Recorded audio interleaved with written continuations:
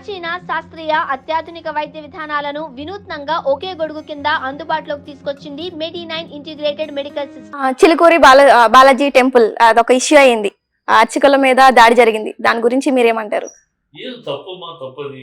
ఎవరైనా మాట్లాడటం కానీ ఒక అర్చకుడిని మీద తెగబడటం ఏదైనా సరే, ఒకవేళ మీకు అర్చకుడు చేసిన దాంట్లో మీకు నచ్చలేదు అంటే మాట్లాడాలి, కూర్చొని మాట్లాడాలి, దాని పద్ధతులు తీయాలి. దాడి చేయటం అనేది చాలా తప్పు. ఆయన అర్చకుడు అనేవాడు బలహీనుడు, బుద్ధి జ్ఞానంలో బలవంతుడు, శాస్త్ర దీంట్లో బలవంతుడు అవ్వచ్చు, పాండిత్యంలో బలవంతుడు, కానీ దేహదారుడిలో బలహీనుడు. ఆ బలహీనుడిని ఏదో పెద్ద పోటుగాడులాగా మీరు ఆయన దాడి చేయటము అది కరెక్ట్ కాదు, తప్పది. ఏ రాజకీయ ప్రయోజనమైనా సరే అది క్షమించడానికి తప్పదు. ఏదైనా ఉంటుంది, ఎస్ మీకు మాకు ఆయన చేస్తున్నాడు, మాకు నచ్చట్లేదు, కూర్చొని మాట్లాడండి, అడగండి, పోరాడండి, నిలబడండి. అంతేకాని కొట్టడాలు, దాడులు ఏంటి? బుద్ధి లేని వాళ్ళు, బుద్ధి లేని వాళ్ళు, బుద్ధిహీనమైన దానివల్ల ఏంటంటే మీలో నిజాయితీ లేదు. మీరు దేనికోసం అయితే పోరాడుతారో దాంట్లో నిజాయితీ లేదు. మీరు రాక్షసత్వంలో రౌడీతనం కోరుకుంటున్నారు, రౌడీతనం కావాలని కోరుకుంటున్నారు, రౌడీతనమే జరపాలనుకుంటున్నారు. ఇంకా మీరు దైవసేన దగ్గర మీకు స్థానం ఎక్కడిది? మీకు ఎందుకు ఇవ్వాలి స్థానం దైవసేన దగ్గర? సో బుద్ధిహీనమైన పనులది, క్షమించడానికి తప్పదు. ఓకే, వాళ్ళని కేటీఆర్ కూడా కలవడం జరిగింది. కేసీఆర్ కలుస్తున్నారు, సీఎం రేవంత్ ఫోన్ చేసి మాట్లాడాడు, ఎవరైనా మాట్లాడతారు, వాడి పెద్ద విశేషం ఉంది. జరిగినప్పుడు మాట్లాడకపోతే బుద్ధితో మాట్లాడాలి.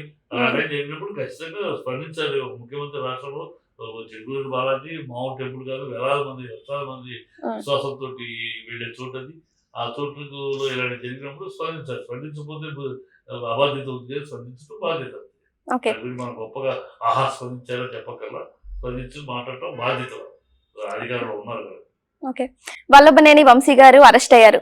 దీని మీద మీ అభిప్రాయం ఏంటి సార్? అవుతాడు. కాంగ్రెస్ బీజేపీ ఈ కూటమి యొక్క కక్ష సాధింపు రాజ్యం ఇది. ఈ కక్ష సాధింపు ప్రభుత్వం ఇది ప్రజా ప్రయోజన ప్రభుత్వం కాదు, ప్రజలకు ఇచ్చిన వాగ్దానాలను నెరవేర్చే ప్రభుత్వం కాదు. ఇది ఒక అబద్ధాల ప్రభుత్వం, ఒక అవినీతి ప్రభుత్వం, ఒక ఆశ్రిత పక్షపాత ప్రభుత్వం, ఇది అబద్ధాల ఆరబోత ప్రభుత్వం. దీనికి నిజాయితీ లేదు. కనుక ప్రజలు గుర్తించేశారు, ఇది అన్ని అబద్ధాలతో వచ్చింది, అబద్ధాలతో రాజ్యాంగంలోకి వచ్చింది.